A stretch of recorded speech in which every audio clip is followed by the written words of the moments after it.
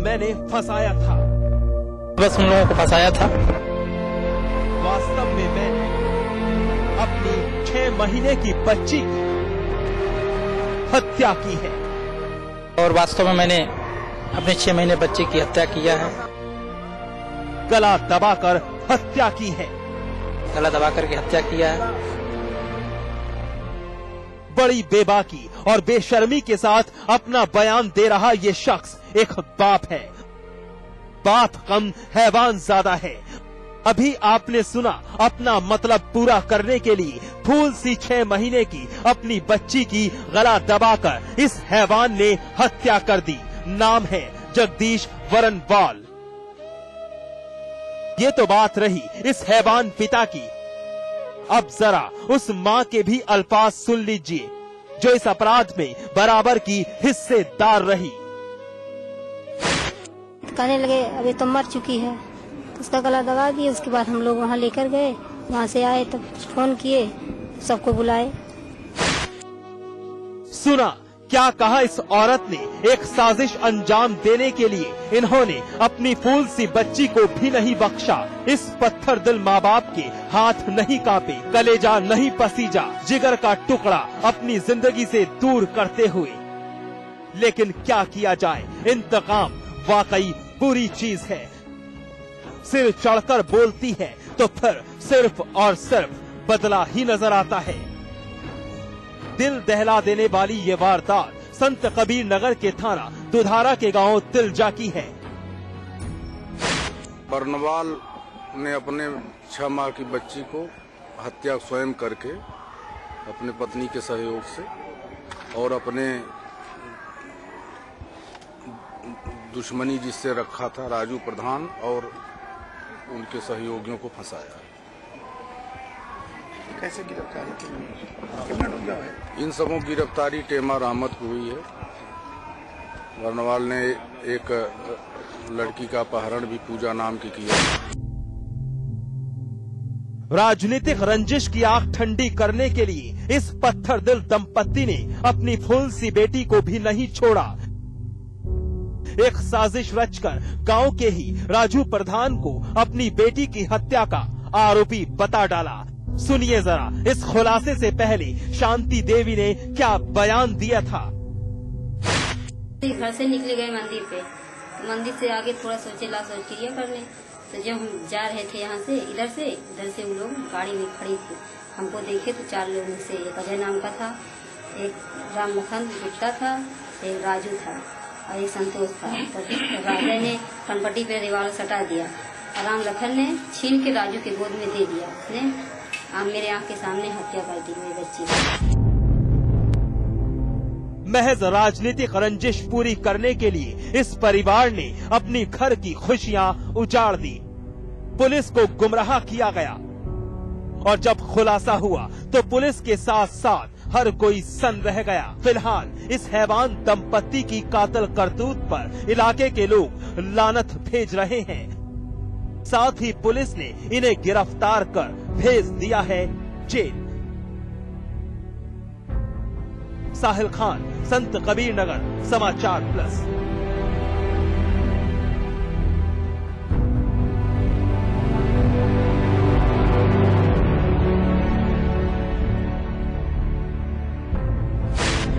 चौबीस साल उसकी उम्र थी।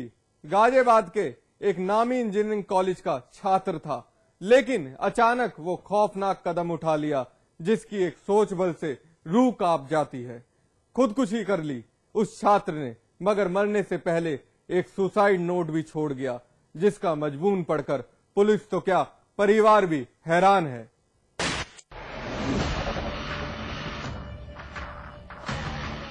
बिलख बिलख कर रो रही ये महिला, जो अपने लखते जिगर के गम में गमगीन है। रो रो कर इस मां का कलेजा अपने बेटे के दर्द में तड़प रहा है। ये तस्वीर सूरज की है, लेकिन सूरज आज महज तस्वीर में सिमट कर रह गया है। ये वही सूरज है जिस पर अपने घर की जिम्मेदारियां थी, एक ही सहारा था इस मां का, वो भी आंखों से ओझल हो गया। एक बहन जिससे सूरज ने वादा किया था उसकी शादी का। सूरज की यादों में ये बहन बदहवास हो चुकी है।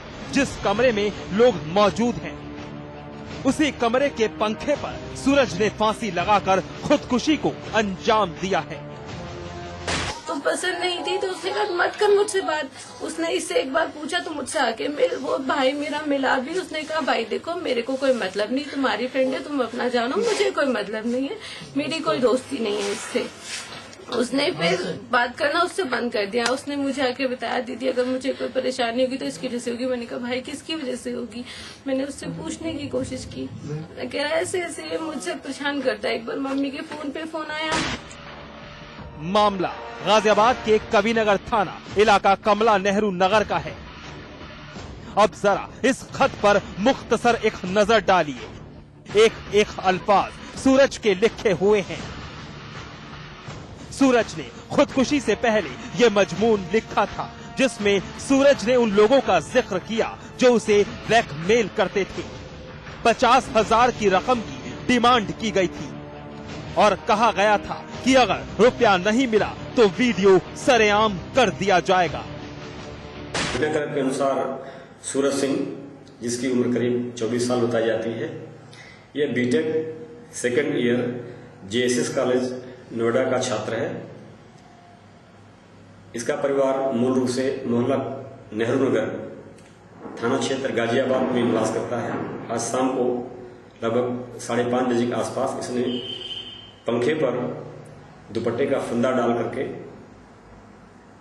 बंधन बनाया और उस पर लटक गया, जिससे इसकी मृत्यु हो गई। पुलिस ने सूरज की लाश को कब्जे में लेकर पोस्टमार्टम के लिए भेज दिया है।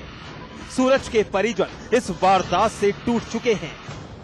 फिलहाल पुलिस ने दावा किया है कि अगर आरोपी दोषी पाए जाते हैं तो उनके खिलाफ सख्त कार्रवाई की जाएगी। लेकिन पुलिस ने अभी तक आरोपियों के खिलाफ मुकदमा दर्ज नहीं किया है। तो क्या ये मान लिया जाए कि पुलिस खोखले दावे कर रही है? डॉक्टर बदियुज्जमा, गाजियाबाद, समाचार प्लस। एनकाउंटर में आज बस इतना ही, लेकिन हमारी आपसे एक अपील, मुस्तैद रहिए जुर्म की हर उस दस्तक को सुनिए जो कभी भी आपकी दहलीज पर दस्तक दे सकती है। नमस्कार।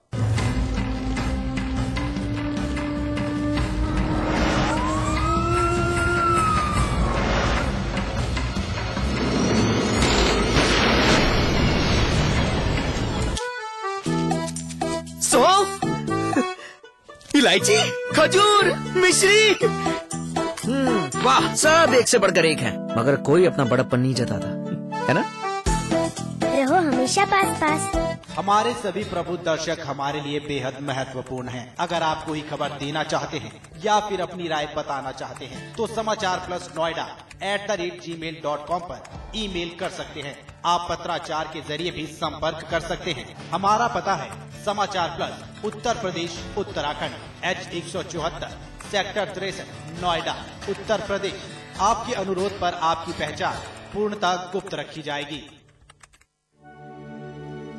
स्वाद बड़ी चीज है, स्वाद से बढ़कर कुछ नहीं।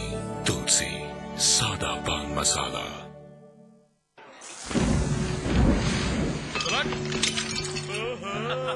Sweety, hello darling.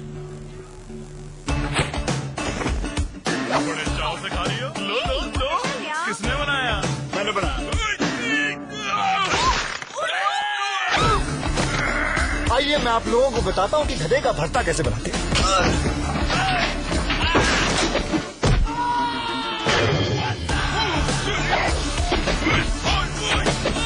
सबसे पहले इस गधे को अच्छी तरह धो लें और फिर आप इस गधे को उबाल दीजिए।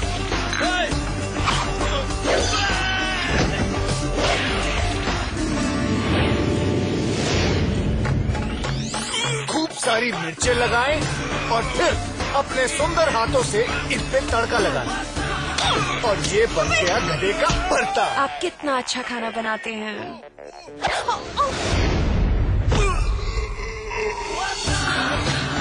होम डिलीवरी भी करता हूँ। फिट है बॉस।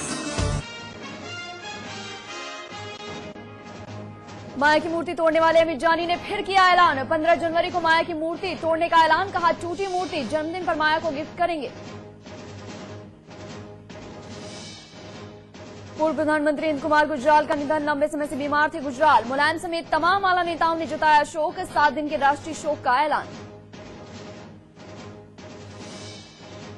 उत्तराखंड में निगमों के अध्यक्ष पद को लेकर मंत्रियों और कांग्रेस संगठन में ठनी। कांग्रेस प्रभारी वीरेंद्र सिंह का बयान, किसी भी मंत्री को निगमों में नहीं मिलेगी जगह। बुलंदशहर पुलिस ने किया हकीम हत्याकांड के खुलासे का दावा। मामले को हॉरर किलिंग मानने से इनकार। पुरानी रंजिश को बताया हत्या की वजह। लखनऊ, कानपुर समेत यूपी के कई जिलों में आयकर विभाग की छापेमारी। रतन ग्रुप के ठिकानों पर मारे गए छापे। लखपत घोटाले में आरोपी पूर्व चेयरमैन सुशील कटियार की संपत्ति भी होगी कुर्क। सुप्रीम कोर्ट ने राहत देने से किया इनकार। यूपी के आदमखोर हत्यारे राजा कलंदर और उसके रिश्तेदार को आजीवन कारावास। 14 हत्याओं के आरोपियों को 12 साल बाद मिली सजा। देहरादून जेल में हुई कैदी अजय कुमार की मौत के मामले की होगी सीबीआई जांच। नैनीताल हाईकोर्ट ने दिया आदेश। गोंडा का रहने वाला था अजय। बैडमिंटन सनसनी साइना नेहवाल और महिला बॉक्सर मैरीकॉम युवाओं से करेंगी वोट देने की अपील। चुनाव आयोग ने बनाया आइकन।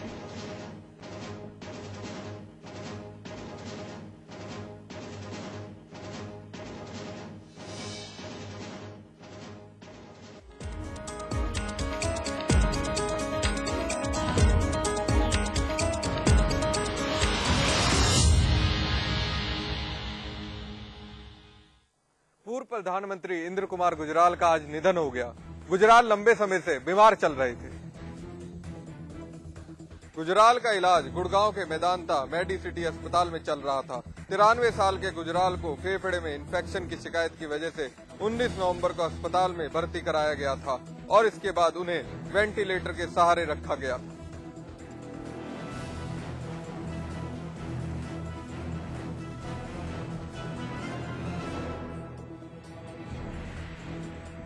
गुजराल देश के 12वें प्रधानमंत्री थे। उन्होंने 1997 से 1998 तक अपनी सेवाएं प्रधानमंत्री के तौर पर देश को दी। इलाहाबाद में 14 लोगों की बेरहमी के साथ हत्या करने के आरोपी राजा कुलंदर और उसके साले को जिला अदालत की अपर जिला जज ने आजीवन कारावास की सजा सुनाई। साथ ही इन दोनों पर 10-10 हजार रुपए का जुर्माना भी लगाया। इलाहाबाद में पत्रकार धीरेन्द्र सिंह समेत 14 लोगों को अपने फार्म हाउस में बेरहमी से कत्ल कर उनकी लाश के टुकड़े टुकड़े करने और कुछ लाशों को खाने के आरोपी नरपिशाच राजा कुलंदर के केस में इलाहाबाद की ट्रायल कोर्ट ने अपना फैसला सुनाते हुए उम्र कैद की सजा के साथ 10-10 हजार रुपए का जुर्माना लगाया। साल 2000 के दिसंबर महीने से पत्रकार धीरेन्द्र सिंह की हत्या के बाद हुए सनसनीखेज खुलासे के बाद से ही राजा कुलंदर और उसका साला बचराज जेल में बंद है। पुलिस ने उस वक्त राजा कुलंदर के फार्म हाउस से 14 नरकंकाल व खोपड़ियां बरामद की थी। कुलंदर के बारे में कहा जाता है कि उसे जो भी शख्स किसी भी बात पर नापसंद हो जाता था उसे वो अपने फार्म हाउस या आसपास की जगहों में बुलाकर बेरहमी से कत्ल कर देता था।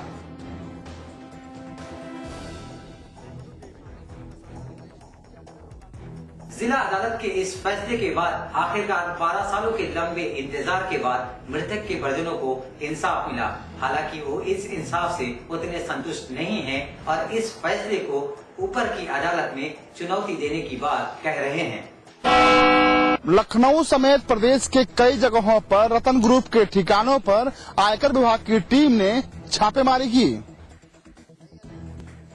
राजधानी लखनऊ समेत प्रदेश के कई जगहों पर उन्नाव, कानपुर, नोएडा में रतन ग्रुप के कई ठिकानों पर इनकम टैक्स विभाग की टीम ने छापेमारी कर महत्वपूर्ण दस्तावेजों की जांच की। रतन ग्रुप का गुटखा, रियल एस्टेट समेत कई बिजनेस है। लखनऊ के रतन स्क्वायर में भी रतन ग्रुप के ऑफिस में इनकम टैक्स की टीम ने घंटों महत्वपूर्ण कागजों को खंगालती रही। वहीं जांच देर शाम तक जारी रही।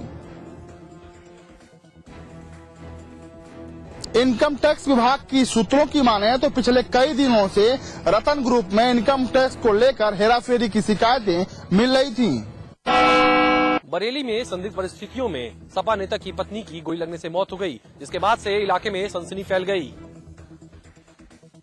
बरेली की राम वाटिका कॉलोनी में बीती रात सपा नेता सुनील यादव की पत्नी नीलम को संदिग्ध परिस्थितियों में गोली लग गई। उसे जिला अस्पताल लाया गया, जहां डॉक्टर ने उसे मृत घोषित कर दिया। इस मामले में पुलिस देर रात तक नीलम के पति से पूछताछ करने के बाद उसे गिरफ्तार कर लिया। सुनील का कहना है कि नीलम ने खुद को गोली मारी, जिससे उसकी मौत